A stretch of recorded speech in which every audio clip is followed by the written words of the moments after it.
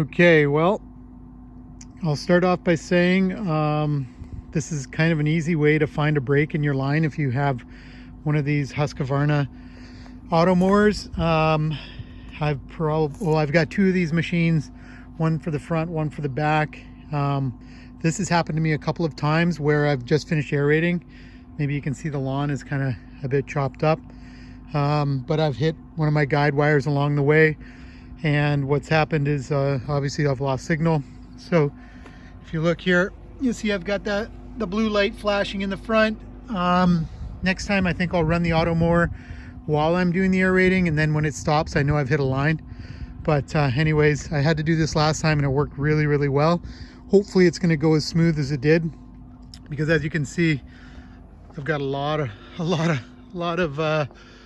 grass and there's a lot of line out here. So it's would be a difficult task to find a broken line, because if you got to imagine that there's line all the way across, or everywhere there's electric line running here for the auto mower. So what I'll do is I'll show you what I've done, and I did this last time and it worked amazing.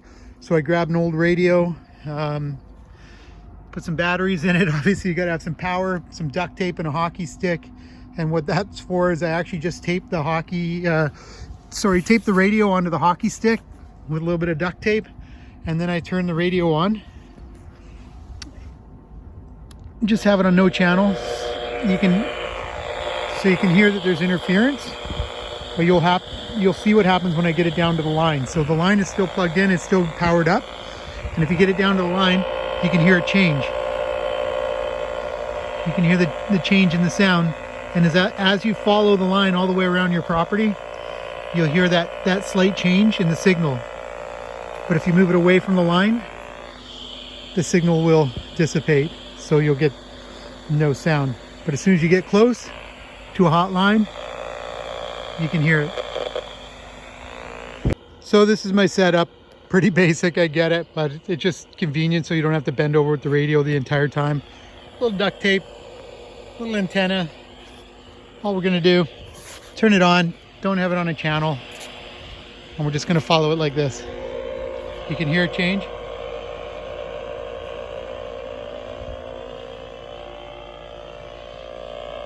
If you have trouble, you can see I bent my radio antenna, but it's an old crappy radio. So I'm going along, I could hear the signal, and then all of a sudden I could hear something kind of change in the tone, and it was in the last, well, what's that, maybe 5 feet. I dug up the cable, pulled, and sure enough, there's a break right here, and I can see where I punched the ground right there. So it's obviously broken, so I'll dig it up, just splice in maybe a extra 6 inches or a foot right there, and twist it up and throw it in there, but it should be good after that. You can see from here, I don't know if you can see it, but the robo mower's over there, and I got the light of Blue Death over there on the home unit. So we'll see what happens when I connect this thing up, but you can see that it was obviously hit. I'm gonna get this thing all tidied up, rebury the line. Maybe I'll put a little bit of grease or try and seal up those a little bit, but there we go.